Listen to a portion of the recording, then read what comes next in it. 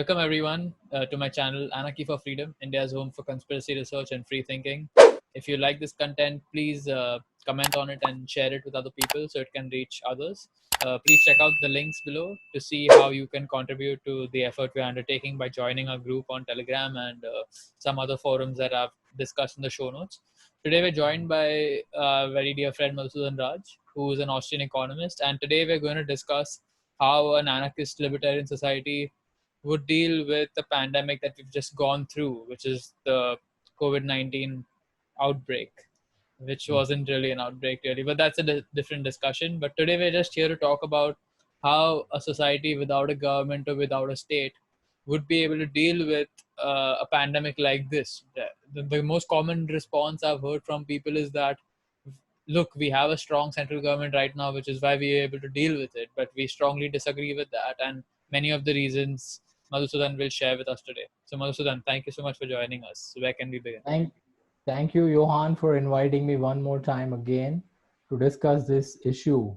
So if I have to just answer those people who are saying that it is because of the very strong central government that we are unable to kind of control this pandemic, I don't see any kind of control of the pandemic right now. Remember, when the lockdown started, there were some less than 100 cases all over India.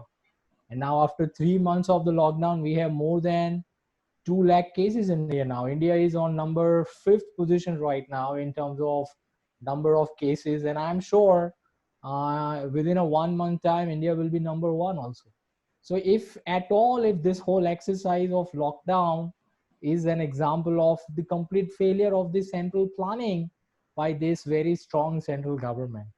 So the big problem with this pandemic is this response coming from the center.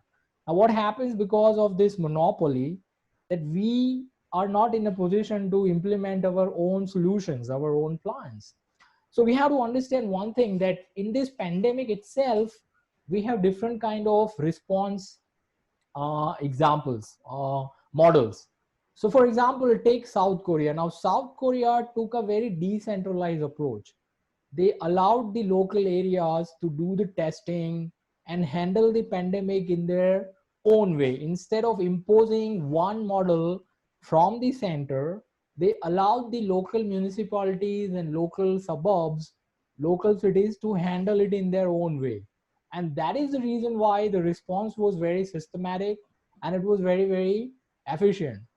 For example, one thing, if you want to learn one thing from economic science and political science and other sciences, is that a central planning will never work, because it is a common sense that who is in a better position to understand the local problem, people who are living in that locality, or somebody who is far away from that locality, sitting and ruling from the center. So for example, if I am in Surat city, then I know what is going on in Surat in terms of COVID-19. And I have different ideas. For example, I have better doctors to inform me that whether this virus is a very dangerous virus or it is not at all a very dangerous virus, like Sweden, for example. So Sweden did not implement any kind of lockdown. They kept their society relatively open. They allowed the schools to function. They kept their economy going. They did not shut down anything. And they have similar cases like what the other places with very heavy lockdown had. So we can see from the science itself that the virus is following its own pattern. Whether you have lockdown or whether you don't have a lockdown, it is not having any kind of significant impact on the virus spread. And as virus is spreading, it is becoming milder and milder. So virus has its own pattern which it is following. So if we look at all the data that is coming to us, one thing becomes very, very clear, is that this kind of knee-jerk approach, knee-jerk reaction that we experience in India was never needed. I mean, look at China, for example. Even China did not implement full countrywide lockdown. China, a place where the virus, the whole pandemic originated, in Wuhan, in Hubei province. So their government, their authoritarian government, their Communist Party government also only implemented lockdown in those areas where the virus was spreading. They did not lock down the whole country like India. Now, India's lockdown is absolutely unprecedented, never heard of before. 135 crore people locked down in their home for 3 months time right now, and after the lockdown the cases are more now, and now they have realized that they have no control whatsoever over the virus. So they are just randomly allowing, now throwing away the towel and giving the decision making power to the states right now. So if that is the case, if it is responsibility of the chief minister and local body municipal commissioner to decide whether to give some kind of freedom of movement during this lockdown or not, and decide when to start this school and when not to start these schools and colleges, then why they implement the lockdown from the center to begin with? If Narendra Modi is of the opinion that it is chief ministers who will decide that whether what to do with the lockdown now that 3 months have passed by, he should have kind of consulted the chief minister from the very beginning. Why in the beginning he implemented the lockdown single-handedly? Remember, he did not consult any chief ministers, he did not ask any local body, he did not take any advice of anyone, as far as I can see. That they just two three guys decided to gather to implement the lockdown, possibly because he wanted to take all the credit of defeating coronavirus by implementing the lockdown, the way he took all the credit of having an airstrike on Balakot. So I remember when he implemented the lockdown, people were saying this is surgical strike on coronavirus. But then coronavirus is not like Indian people who will listen to the wishes of prime minister. So then he realized his mistake, that things are out of his control. So now he's consulting, he's having those virtual meetings with the chief minister. So if anything, the whole exercise of lockdown in India only gives us one and one message, and that message is this: that the central planning approach of pandemic is not going to work. What is required is a decentralized approach, because remember, the virus is not present everywhere similarly. So in India, only Mumbai, for example, is having highest number of cases, or Gujarat, for example, is having second highest number of cases. There are many states where there are no positive cases. Northeastern states, for example, Meghalaya, Arunachal Pradesh, Tripura, Assam, Manipur, they did not have any positive cases. So why did they remain under the lockdown for 3 months period of time? Why did their economy were destroyed and their livelihood were destroyed? And other states, smaller states, Madhya Pradesh, they did not have that many cases. Rajasthan, I'm not hearing very much. Apart from Delhi, Mumbai, Gujarat, there are not many places where virus is very prevalent. So if we have a free society, a society which is decentralized, where power is decentralized, different states are independent to take their own decisions, then the approach and the pandemic solution will be much better, because we all face different kind of issues. Pandemic is not same everywhere. The virus has different kind of patterns, and remember, there are many different kind of strains of COVID-19 virus right now, what they call SARS-CoV-2 virus. So some 13 type of strains are there. So maybe very virulent kind of strain is present in Mumbai. Then and in Mumbai also, for example, different areas like Churchgate, or for example Malad, if they have different kind of data coming out, then they can design their own decentralized, customized policy if they have the freedom. So freedom is very important. And then don't forget this very important issue, that in the absence of government, will this kind of pandemic spread in the first place? Because for example, if China was a free society, then I'm very sure, and if all these airlines were freely operating themselves, then I'm very sure that with the first case they will implement strict kind of rules so that the virus will not spread everywhere. Remember, China started experiencing cases in November itself, as far as I know, and Taiwan was also experiencing this animal to human transmission of the virus. They informed the WHO, which is a central body, health planning, central planning, institution in health sector. They informed them, but because China and Taiwan, they did not see eye to eye. China and Taiwan are kind of enemies, and WHO is heavily influenced by China. So they did not listen to Taiwan. When Taiwanese doctors were warning WHO, that this is becoming now animal to human transmission. It is posing a danger, and you declare it as a danger to the world so people can do something about it. But they did not do it. Why? This is because WHO is also a central planning authority in health sector. No WHO, everybody will start taking precaution. In It India almost seems also, like they wanted to justify the lockdown, so they let it spread in the beginning, and then once it actually became worse, that is when they implemented the lockdowns all over the world. It was kind of a way to justify what they were going to do, from what I understand.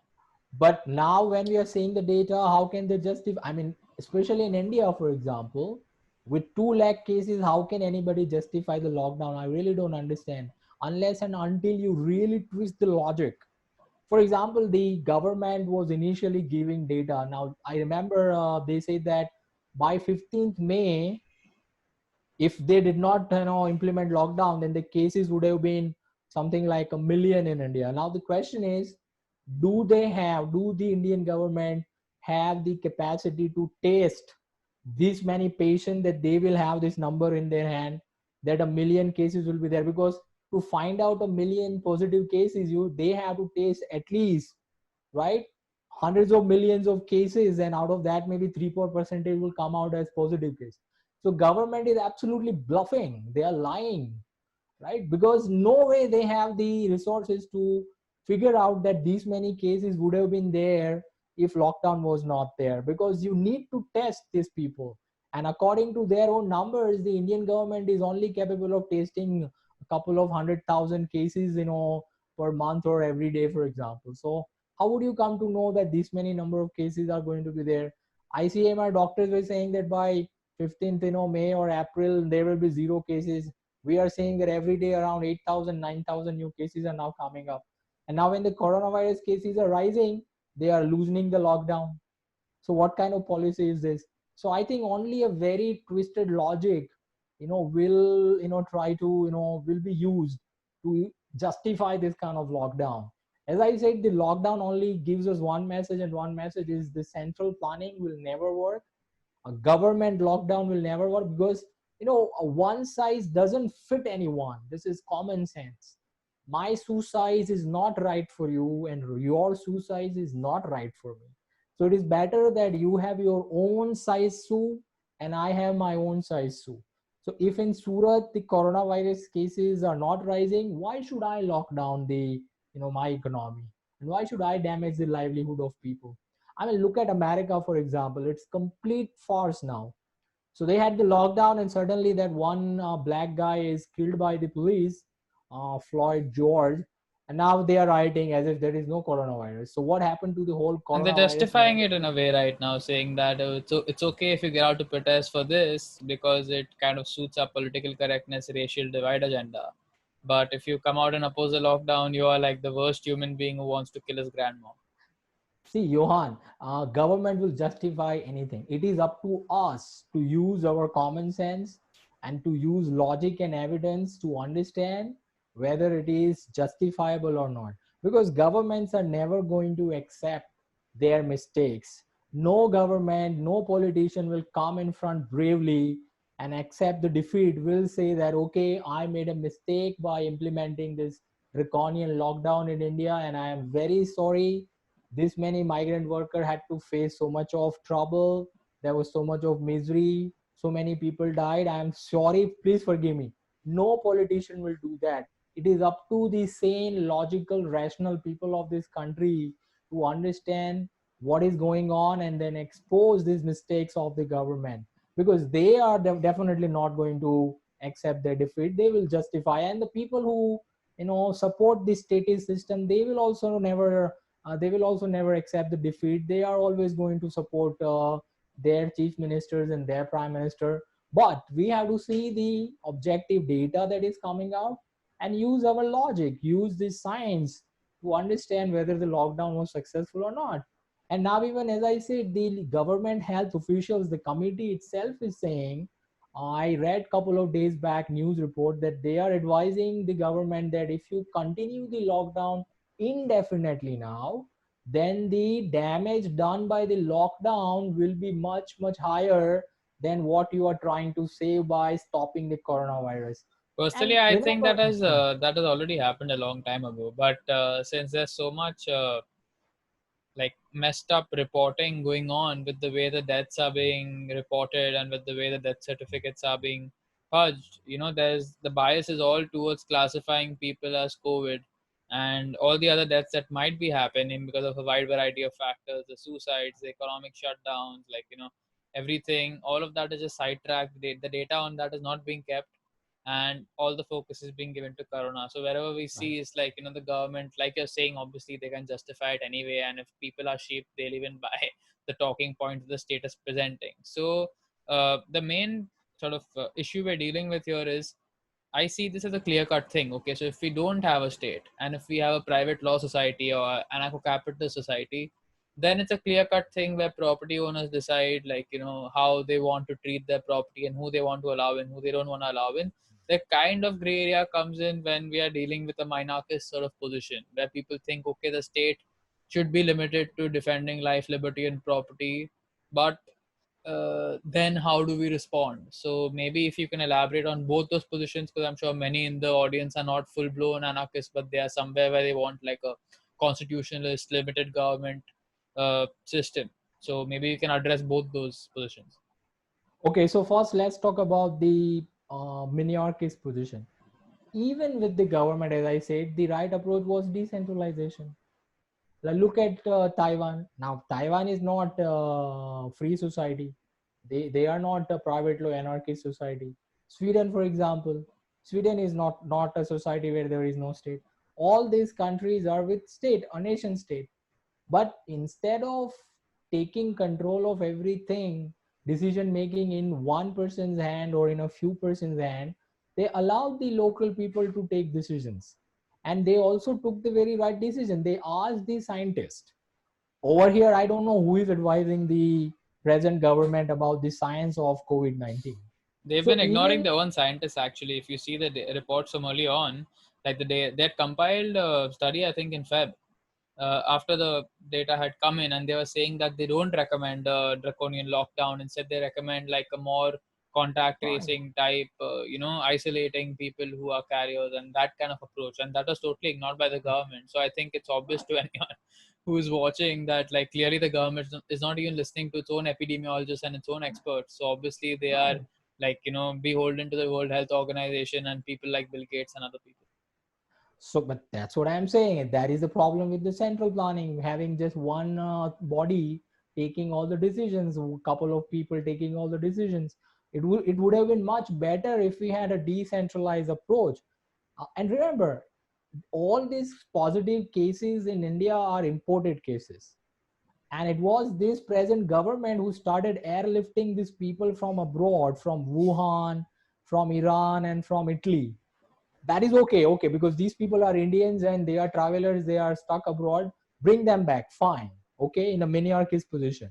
But then after bringing them to India, it was government's responsibility to very efficiently isolate them, quarantine them, and only release them from this quarantine center after they have recovered.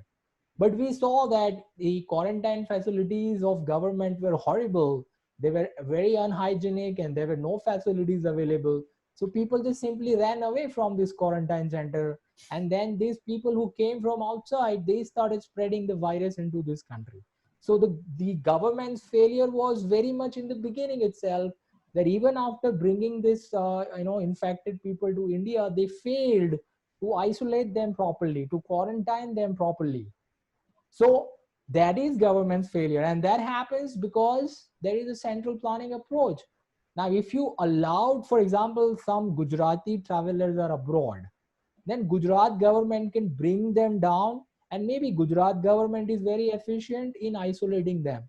Then there will be no case in Gujarat. Then we will very efficiently isolate and quarantine people. We will provide them 5-star quarantine facilities, and then nobody will try to escape. So in that case, we would have escaped. Maharashtra could have done the same thing. But all the rules and regulation are coming from the center, from Delhi. That is why the state governments were completely helpless. And as I told you, this government did not ask the chief ministers in the beginning that what to do with this situation. They single-handedly wanted to take all the credit, and that is why they implemented the lockdown. And the dramatic way in which they implemented the lockdown is also very shameful. You come at 8 o'clock in the evening and you say that 12 midnight we are going to implement full lockdown in the whole country, is absolutely kind of shameful. Because remember what happened after that. All these migrant workers, they were stuck and they did not get any chance to go back to home, and ultimately they are back home now spreading the viruses. So in the beginning only, when the virus was not present in India, if this government allowed these migrants, if they thought little bit one step ahead about consequences of their lockdown, then we would have not this many kind of cases. Now these viruses is going to spread in rural areas also, because when cities were full of virus cases, now you are running this Shramik train and laborers train and sending them back to their hometown. Not in the beginning. If you just give them 1 week time, you ran all the trains, special trains, that okay, there is not much virus in India, let us send everybody back to their villages and they can be safe over there, cities will have less number of people, we can deal with them. Then the lockdown would have been a much better kind of efficient way implementing it. But they did not do that, they did not think about it. Yeah. They just wanted to create a drama out of that in a kind of a very dramatic way. Say 12 from the midnight it is done, like not bandi, like demonetization.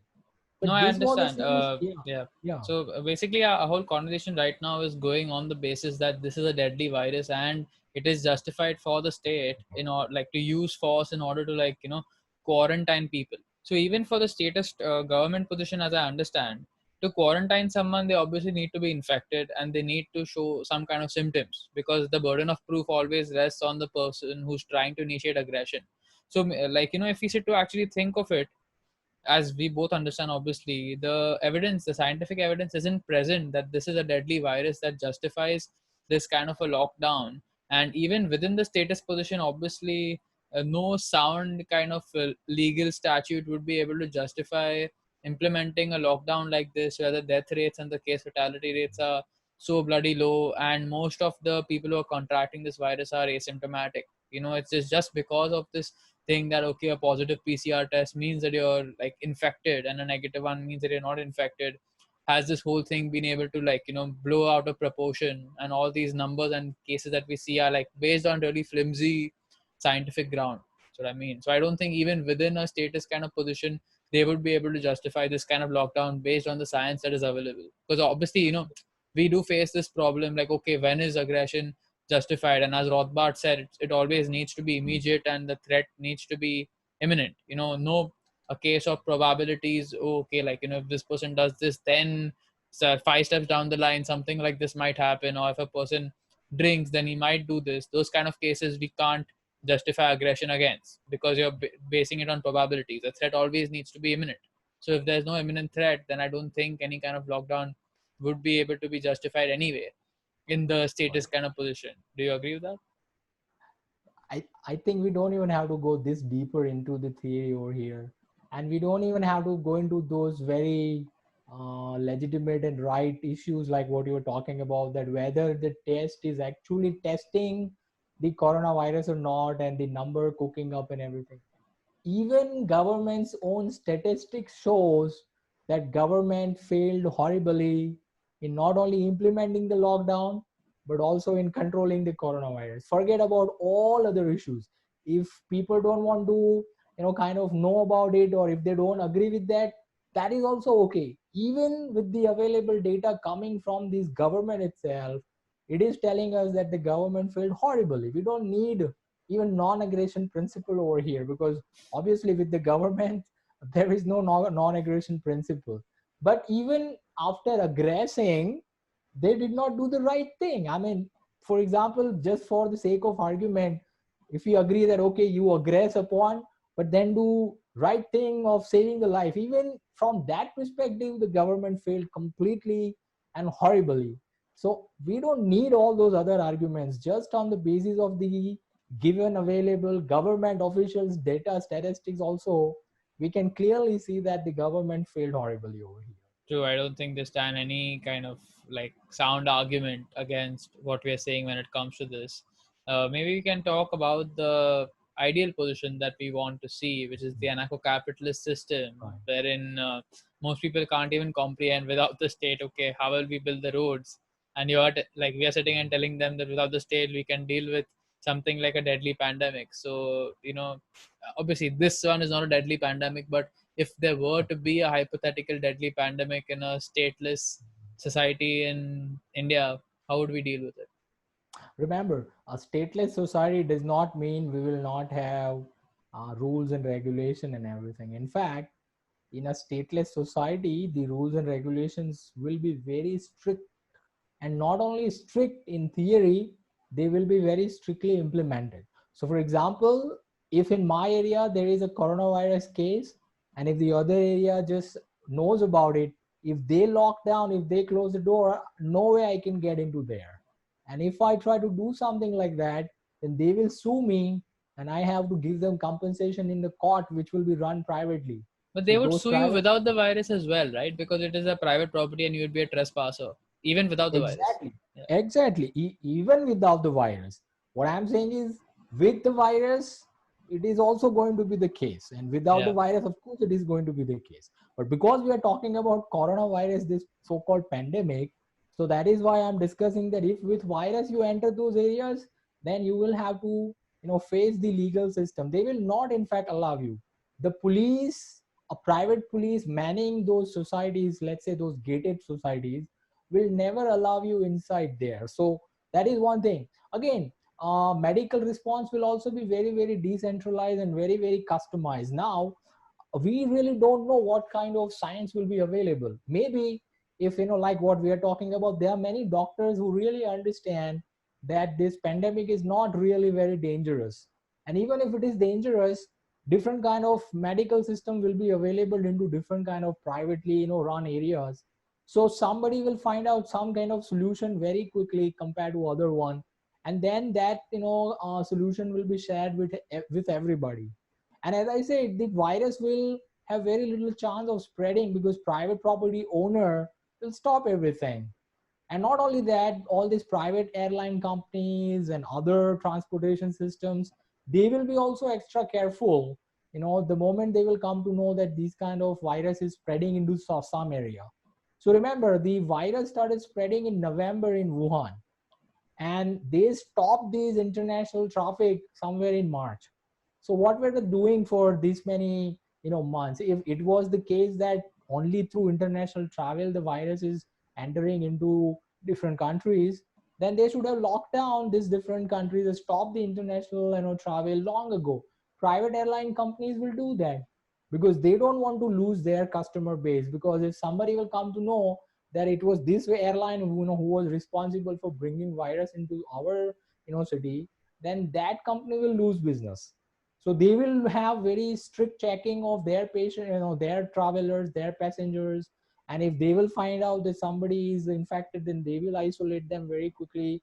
These kind of things will be inbuilt into the contracts itself, right? Initially when you are buying the ticket, this will be part of the contract, that if something like this will happen, the airline companies can do that. Exactly. This is how So the market would be so brutal against someone who doesn't like represent popular opinion, because whoever's right, like whether the airlines are stopping it and losing out on some business gets more support, or whether an airline that basically like thinks like us and think this whole thing is a scam and they just let the passengers travel anyway. Like people would right, decide based on like what they agree with, and the market would put its weight on either side. That's how we would come out with winners, and that's why it's much more efficient and better, because everyone has the individual freedom to make these choices, and that's how the society will manifest.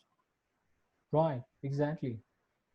Yeah. So if I can add some more points to what you're saying, some ideas around how places that would want to reopen, want to start, like say I own a private society, uh, and I control the rule making because the people over there have decided to form this kind of structure where I have an important role in that. And we have locked things down because we're scared of the virus now, but we want to start opening up. So there can be many solutions, like people who are coming in, like if that society believes in vaccines, they can want people to be vaccinated so that they can be let in, or there can be some kind of antibody testing to see that if they've already contracted it and dealt with it, then they can be let in. So these kind of solutions will always be there. And I mean, like, obviously a lot of this would depend on the science as well, but it just depends, like, everyone will have the freedom to choose. So for example, let's say I own a business and people want to come and do business with me, and I'm okay with the risk of, like, say me catching the virus, and someone else is okay and they still want to voluntarily trade with us, we would still be able to go ahead and absolutely do that, and no one would be able to stop it. As, like, we both accept the risk, as, like, life comes with risk. Like, right now we're just focused on the coronavirus risk, but the risk is always there in life from, like, getting 100 different things. So we accept the risk and we want to deal with it. Right now people can't do that with their own properties, with their own businesses, because there's a central response, like you're saying, and that is always bad and immoral, because they've stopped voluntary people who don't even mind, say, contracting the virus and, like, dealing with the infection on their own, and, like, actually making their own choice that way. The government has stopped them forcefully from doing that. And another main problem the government has caused right now is its centralized medical response, because a lot of the people who are falling sick, like, they have to go through the government's way and they have to get Right. the treatment that's prescribed by the ICMR. And we're seeing, like, treatments like intravenous nutraceutical therapies and, like, other things which are showing effectiveness, like, in different places in the world, but just because they're not approved by the regulatory agencies or the government, that's why people can't use it. So the other kind of real problems we're facing, wherein, like, I've read a lot of data that the current drugs that are being used, like remdesivir and, like, other antiviral strong drugs, they can be deadly for people who already have comorbidities. So a lot of the people, Right. like, who are dying right now, like the ventilators and the harsh drugs that are being used, are playing a big role in killing them anyway. So, if the medical response is also decentralized and people had the choice to decide, like, okay, I want this or I want that, they would be able to do that. But it's right now, like, we're, Yeah. we're denied individual liberty, we're denied the right to make our own health choices, and this is why we're Yeah. seeing the blunder that we're seeing today. Yeah. Medical science itself is monopolized. So as if only allopathy is the cure of everything. For example, there are, and they call other curative system as alternative medical system. They are not alternative. They are present even before allopathy was invented, kind of it came, on the picture. So for example, there is Indian Ayurveda or naturopathy, right? Uh, Chinese, medicine, acupuncture, chiropractors are there. There are all these people. I mean, regarding this virus, these two things, that it is virus that is responsible, but nobody is asking the question that it is the terrain, the immunity, that is actually responsible. So naturopathic doctors, for example, the NDs, they will tell us that it is because our natural immune system that is weak. That is the reason why people are dying. Viruses are always going to be there. Viruses are there with us since the beginning of life itself. In fact, many of these viruses are made out of our cells, our body cells. So to think that these germs are killing us is itself a problem. The whole medical science, the allopathic doctors, the MDs, they have completely monopolized the system since the beginning of the 20th century, and they have created all these monopoly institutions like CDC or FDA in America, that only drug can cure you, which is absolutely ridiculous. For example, if I am taking some kind of food supplements, I am taking vitamins or minerals, then if that is curing me, then they will not allow me to say that this is the cure. They will say that this is supplement.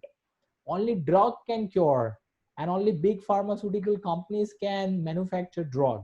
So this is Basically all treating about, people like kids, right? Like kids who can't, like, and actually read claims and make up their own mind about things. Like, the state has and to come they, in and tell people that, oh, only if we say that this can cure, then can it actually cure, and anyone else who says otherwise is putting the public's life at danger.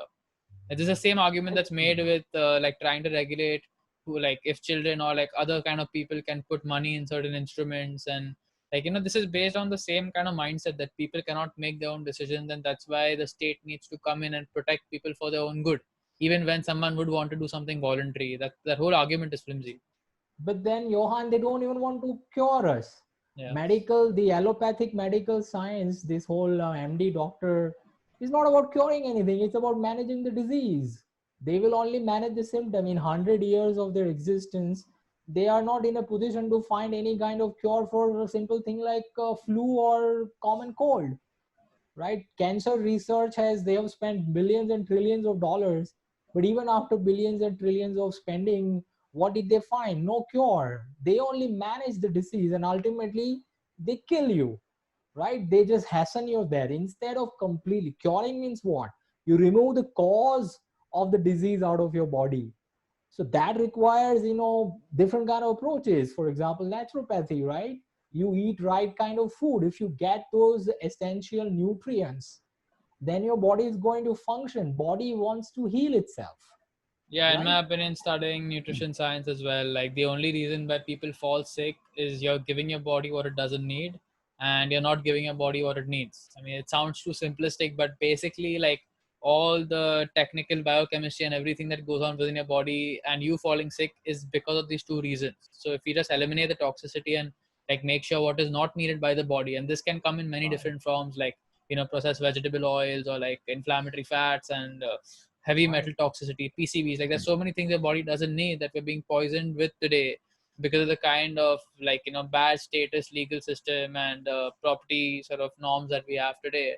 And on the other hand, like we're not giving our body what it needs because the food and like so many different things, man. Like there's so many different aspects that play a role in people's health, their emotional aspects, spiritual. Like there's so much that actually yeah, controls the epigenetic environment, which makes certain genes manifest, which can actually like lower down right, the road result in disease. So what the discussion we're having here is highly philosophical. I mean, like this is a debate that has gone on for very long, like whether it's I actually bacteria and viruses that are causative or are they just exposing a weakened terrain that already exists and they're kind of giving a message to your body and your body is not able to handle that, so it's kind of manifesting symptoms that way. So right.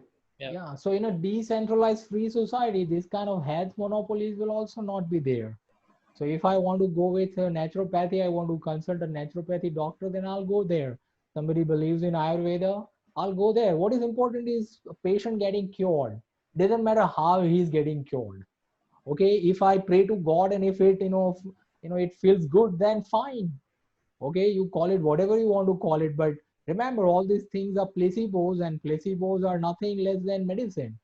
So the We're moment just calling it placebo. I mean, the mind is very powerful. We're just giving it a name. Like, okay, if people believe this, it happens. Like, how does it yeah, happen? Like, most mainstream scientists aren't even able to explain right, how placebo actually like. I mean that they're right, actually it's showing us the mind body connection that like your beliefs do play a big right, role in how disease right, manifests, and this is the biggest right, problem when we have a state, because the state always right, has this unholy alliance with an right, industry like the pharmaceutical industry, and then we have these things forced down on us instead of us making our right. decentralized choices. So all of these things will be available to us in a stateless society. Whereas right now, like we discuss 100 issues that we are facing just because the state has a monopoly on so many different things. Exactly. Very true. Yeah. So I think that's a good discussion that we had, and I hope the viewers benefited a lot from the ideas that we exchanged today. If you can just tell viewers where they can find you and where they can explore your work further, that'd be great. I have my own institute, Yohan Mises Institute India, Mises India Institute. So they can visit the website misesindia.in. All my articles and all my interviews are there. I have my own YouTube channel. You can put a link below the video in your channel for that. And we run different kind of workshops here in this institute. So if your viewer want to understand what sound economics is or what libertarianism is and how a libertarian free society will function, and not only handle pandemic, but it will also build roads, and it will also it will also handle the crime. It will also deliver justice. It would also remove all these lessen at least the economic problems like unemployment or poverty or inflation or inequality. You just name any kind of human problem, and free society, anarcho-capitalist society is in a position, a libertarian society is in a position to provide better, efficient, and more importantly moral solutions of all these issues. So if they want to understand all these things, then they can come and attend my workshop, and they can read my articles on my institute's website misesindia.in. Definitely. Government is slavery and taxation is theft. If you want to do your bit and you want to help us in the work we're doing, please be sure to comment on this video and share it so it can reach more people and more people open up to these ideas. And I'll take your leave there. Thank you so much, Madhusudan, for coming on. Good night. Thank you for inviting me, Johan. Good night.